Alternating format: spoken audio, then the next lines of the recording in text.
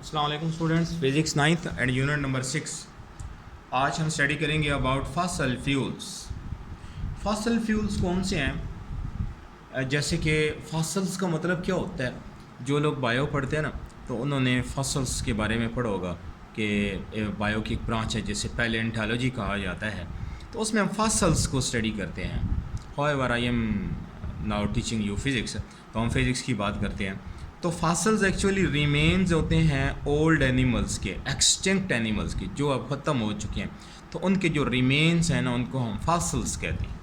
तो fossil fuels कौन से हैं? जैसे कोल है, ठीक है, ऑयल है जो ज़मीन से हमें मिलता है, पेट्रोल है, डीजल है, एंड नेचुरल गैस।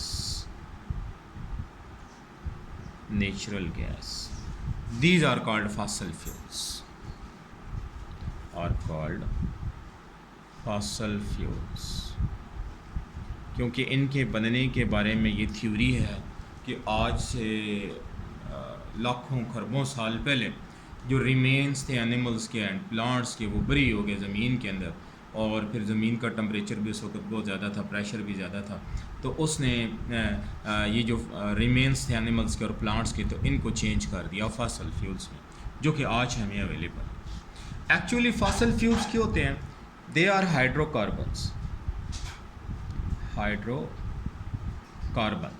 मीन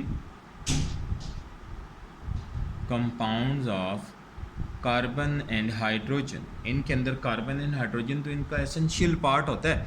इसके अलावा बाकी एलिमेंट्स भी इनमें थोड़े बहुत एग्जिस्ट करते हैं, but mainly carbon and hydrogen they're essential part होते हैं। और जब हम इनको बर्न करते हैं ना, तो जैसे कार्बन है ना, तो वो हवा की ऑक्सीजन में बर्न होती है ना, तो उससे बन जाता है कार्बन डाइऑक्साइड, और साथ में ढेर सारी एनर्जी रिलीज़ होती है। इस क्वेश्चन को आप बैलेंस कर लो ना, तो ये है ही बैलेंस का है। अच्छा, इसी तरह इनमें हाइड्रोजन भी होती है।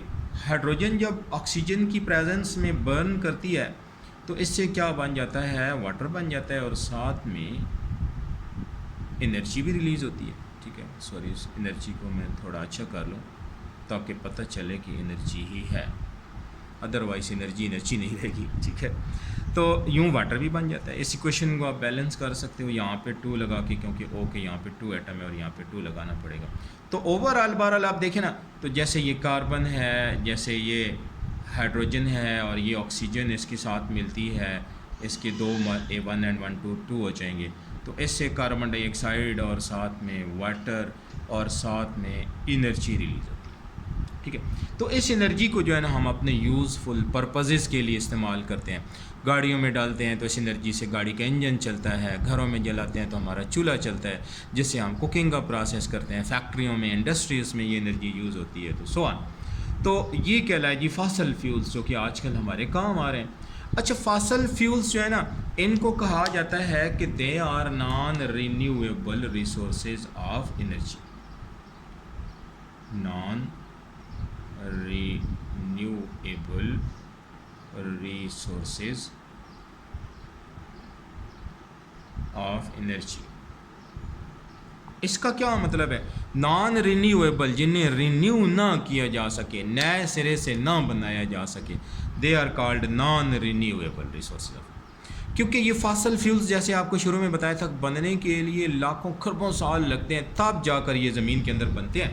तो इसलिए फिर ये जो प्रेजेंट जनरेशन है ज़मीन पर, अगर इसने सारे ये रिसोर्सेज इनके यूज़ कर ली जो ज़मीन के अंदर ये फॉसिल फ्यूल्स हैं, तो फिर तो बनने में ये बहुत टाइम लगाएंगे, और फिर ज़मीन पे इनकी कमी हो जाएगी, और हम इनके डिप्राइव्ड ऑफ हो जाएंगे, इनकी डेफिशिएंसी हो जाएगी।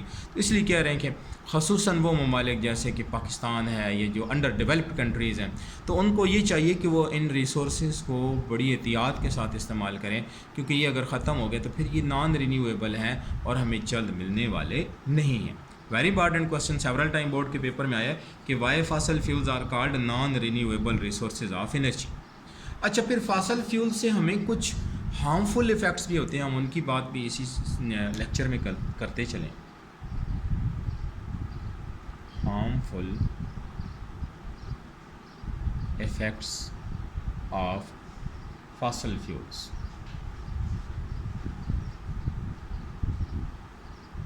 जब फॉसिल फ्यूल्स को बर्न किया जाता है ना, तो इससे हार्मफुल गैसेस रिलीज़ होती हैं, ठीक है। उन गैसेस में कौन सी गैस है? कार्बन मोनोऑक्साइड है, CO। इसके अलावा मीथेन भी हो सकती है, CH4, ठीक है। तो और भी जहरीली गैसेस, पॉइजनस गैसेस इसमें हो सकती हैं जो कि सीरियस हेल्थ प्रॉब्लम्स हमारे लिए क्रिएट कर सकती हैं। जैसे इनसे हमें हेडेक हो सकता है, हेडेक, सर दर्द हो सकता है, ठीक है। सर दर्द तो खैर वैसे भी हो जाता है, किसी अनयूजुअल बात से भी हो जाता है, चलें कोई बात नहीं। तो बहरहाल समटाइम्स फॉसिल फ्यूल्स गैसेस की बहुत ज़्यादा प्रेजेंस की वजह से एटमॉस्फेयर में भी सर दर्द, हेडेक जैसी कंडीशन डेवलप होती है। अच्छा, इसके अलावा टेंशन, जो कि आजकल इन्वोकियो है, तो टेंशन भी हो सकती है। फिर इसके अलावा सीरियस कंडीशन में आपको नोज़िया भी हो सकता है, ठीक है, नोज़िया, जी मतलब आना। फिर एलर्जिक रिएक्शंस भी हो सकते हैं, और ख़ुसूसन जो लोग एस्थमेटिक होते हैं उनको तो ज़रूर होते हैं एलर्जिक रिएक्शंस, ठीक हो गया। फिर इरिटेशन ऑफ आइज़ भी हो सकती है इससे, इरिटेशन ऑफ आइज़, ठीक है। नोज़ और थ्रोट की इरिटेशन भी हो सकती है, आइज़, नोज़ एंड थ्रोट, इन सब की जो इरिटेशन है वो काज हो सकती है due to harmful effects of this fossil fuel, जिससे गैसेस रिलीज़ होती हैं हार्मफुल, जिसमें कार्बन मोनोऑक्साइड है, मीथेन है, सल्फ़र है, और भी बहुत सारी गैसेस। अच्छा, अगर कोई बंदा लॉन्ग टर्म एक्सपोजर हो इनके सामने, लॉन्ग टर्म एक्सपोजर मतलब किसी बंदे को बहुत ज़्यादा इन गैसेस का सामना करना पड़े, काफ़ी देर तक वो इन गैसेस के सामने रहे, तो फिर उससे काफ़ी सारी सीरियस प्रॉब्लम्स हो सकती हैं। जैसे अस्थमा हो सकता है, जिसे उर्दू में आप दमा कहते हो, ठीक है। लंग कैंसर तक हो सकता है, ठीक है, अल्लाह माफ़ी दे, लंग कैंसर तक उसे हो सकता है, हार्ट डिजीज़ हो सकती है, ठीक है, हार्ट डिजीज़ हो सकती है, और इवन उसका ब्रेन डैमेज हो सकता है, ठीक है, long term exposure to these gases. तो उसका जो अदर बॉडी ऑर्गन्स हैं वो भी इससे इफ़ेक्ट्स हो सकते हैं, ठीक हो गया। तो these are harmful effects of fossil fuels. Okay, अल्लाह हाफिज़, विश यू गुड लक।